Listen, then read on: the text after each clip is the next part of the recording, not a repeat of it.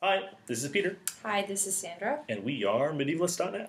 and today we're going to talk to you about episode 3 of. World Without End. So first we're going to start talking about Godwyn.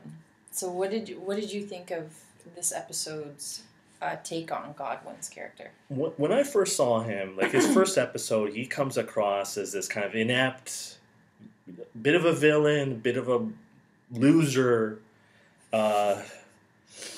and now and here he's come into his own.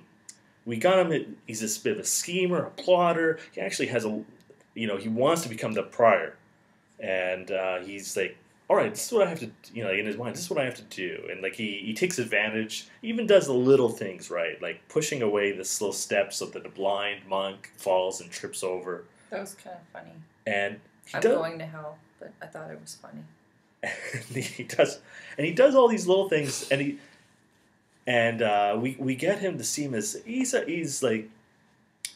has ability. It's like, whereas before he was this rather dislikable fellow and just pathetic, but now he's a dislikable fellow, but he's got some intelligence. He's dislikable, but he's got purpose. So before it was all his mother's scheming, and now he's actually kind of cut the apron strings and he's doing his own plotting, which I like. Like, I think he's a nasty, grasping bastard, but at least when he's going after people, he's going after them with purpose. So it's meeting his own end, but it was kind of like karmic, that the guy that he nailed, Roland's son, was screwing Roland's fiance, and he's like, I'm going to be prior, because here's why. Whoosh, you're caught.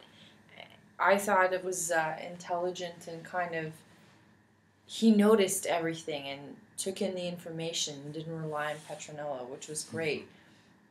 So I kind of still think he's a nasty character, but I earned my respect. He's also got some other purpose, but besides his own personal greed, he's building up this wall. Yeah, I thought that was a funny stare down between him and the prioress.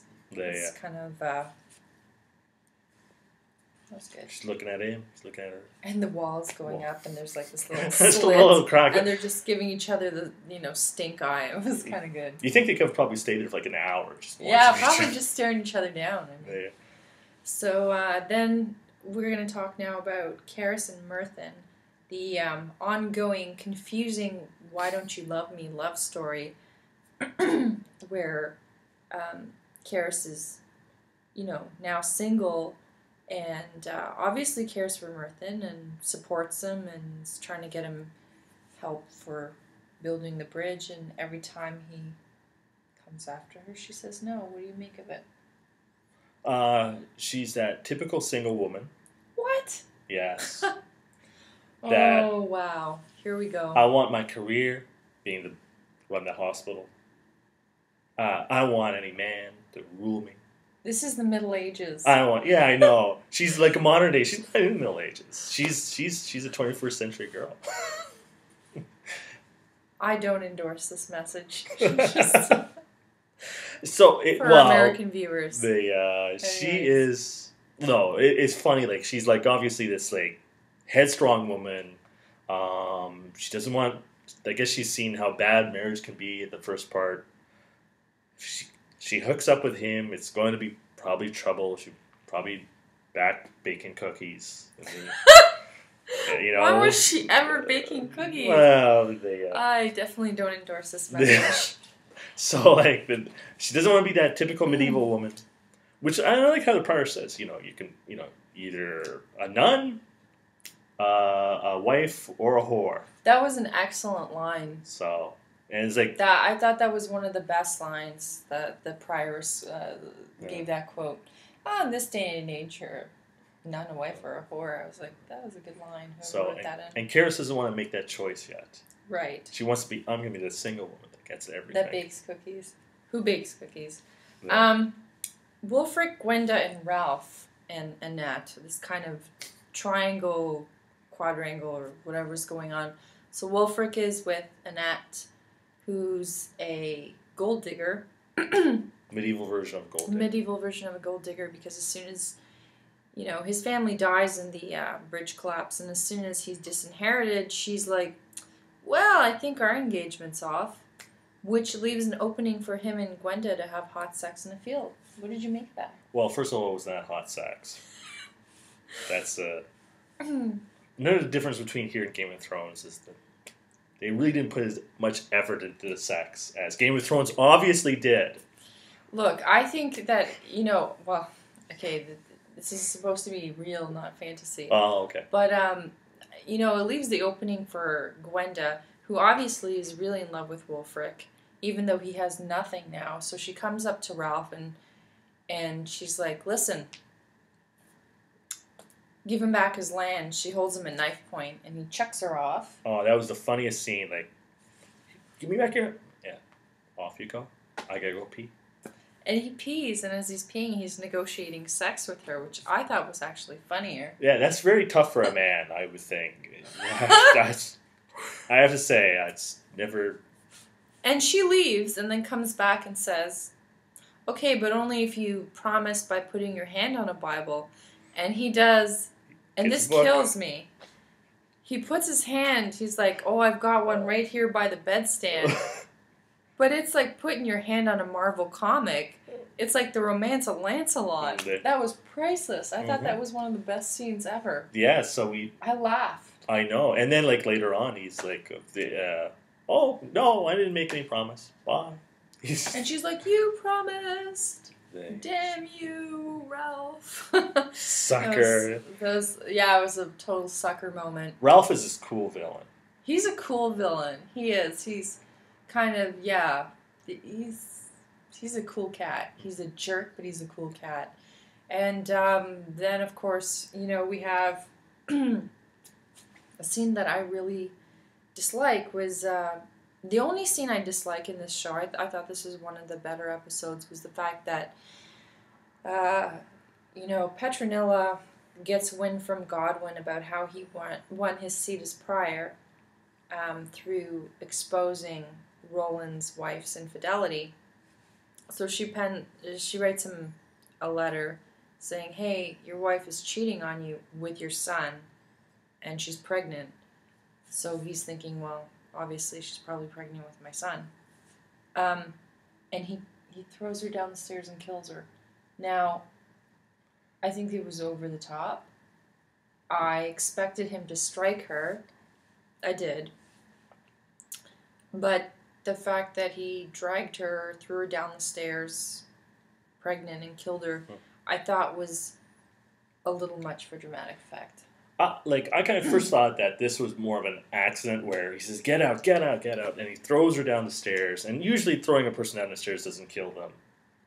I don't know. You and I aren't medically qualified to say that. But here's the other thing. No, we're not. Seriously, we're not. I'm not Dr. Sandra. Anyways. I can't believe I just said that. Anyways.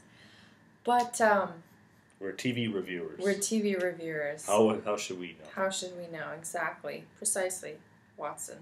So, my point, again, is I expected him to strike her or call her some horrid, nasty name. I just think that the show's writers sort of went a little further than necessary.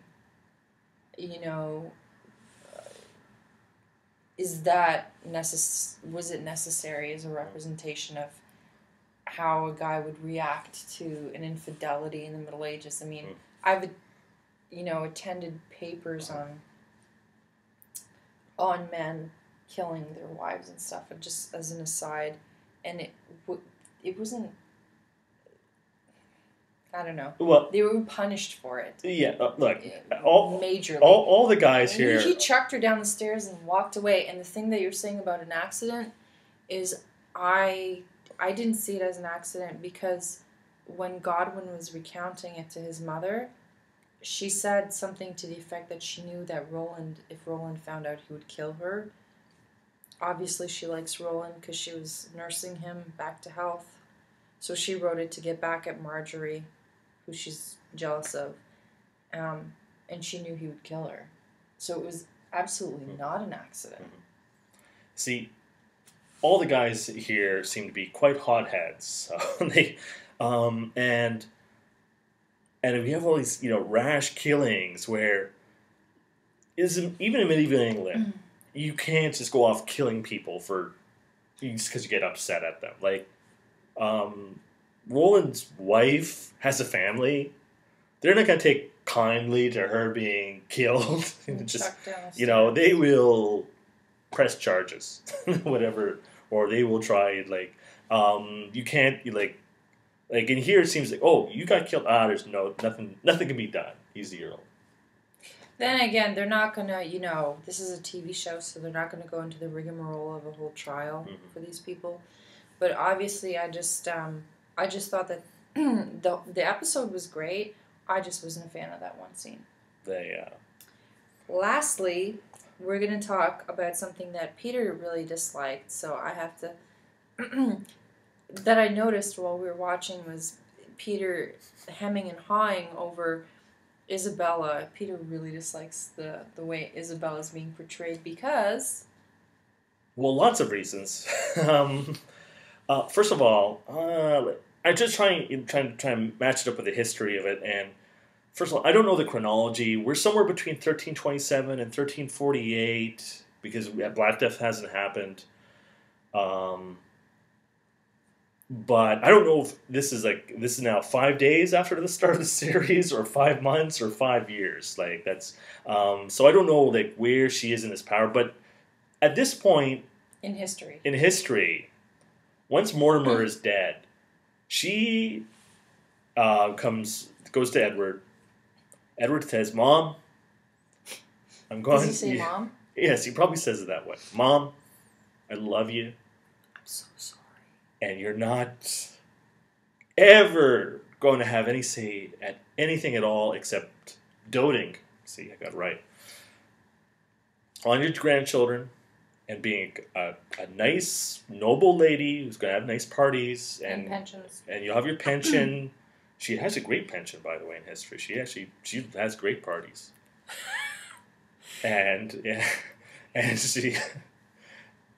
you don't do a thing. But here we have these scenes where she's yelling at Roland. Yeah, where the Queen is calling people to, where she's to court, and in front where the King is sitting next to her, and she's barking out these orders to all these nobles. But she's his mother. Yes. So would he give her more leeway? Look, if a little more than the average Joe. I could see her saying stuff in his ear behind. In behind the scenes, but there's no way in hell. Historically, or even think these characters. Oh, here's this French queen who betrayed the last king, and she's not going to be in power any much longer at all because her son is Edward III. He will rule sooner or later. They don't have to suck up to her at all. And Roland said, "Oh, please, Queen, we need to build this bridge." No, he's going to say to the King right next to him, "King, I don't care what your mother says. You're the King." Tell us how you really feel, Peter. So suffice to say, yes. Peter dislikes the way Isabella's being portrayed. I think you like the episode in general. Oh, yes, I did. I think I understand why, because Edward III is a hero, and they can't have him being this villain. And so they make her the villain, have do all the bad stuff, forcing all these horrible taxes on the people and causing all this trouble. Because it can't be Edward III, because he's going to win a Cressy and he's going to have a great king. So they put it on her. But that being said, I've really actually, after the first 2 episodes, which were kind of we didn't like it that much. This was a lot better. It was good. I enjoyed it. It's starting to focus on these main characters. I have understanding who's who, which takes me a while. It takes me a while. true. It really does. So, I don't know if all the names right. Thank you for your help. But There's cue cards that you can't see off screen. Just kidding. But we're focusing on these few characters, and it's dealing with them, and you get these little scenes of what's happening elsewhere, where this imminent war with France is about to happen, which That's good. I'm hoping for these big battle scenes. Right. So. And by the way, it's the Middle Ages. You can't blockade like England yet. You may be able to do it in 18th century, like Napoleon's. This is Peter's FYI. By the way. Yes. Just the French fleet with their 10 ships. Twitter hashtag just saying. And a few pirates are not going to blockade the English. The English, my mistake. Yeah. With those profound parting words, we'd like to say, come and join us next week, next Tuesday evening. Well, first of all, we'd love your comments, especially if you have some insightful insights into being thrown downstairs and if you survived or not. Or Chrissy or Isabella. A medical opinion on survivability of stairs. Right. We need doctors. We're not doctors. So until next week, please join us for another great episode of World Without End. End. Thank you.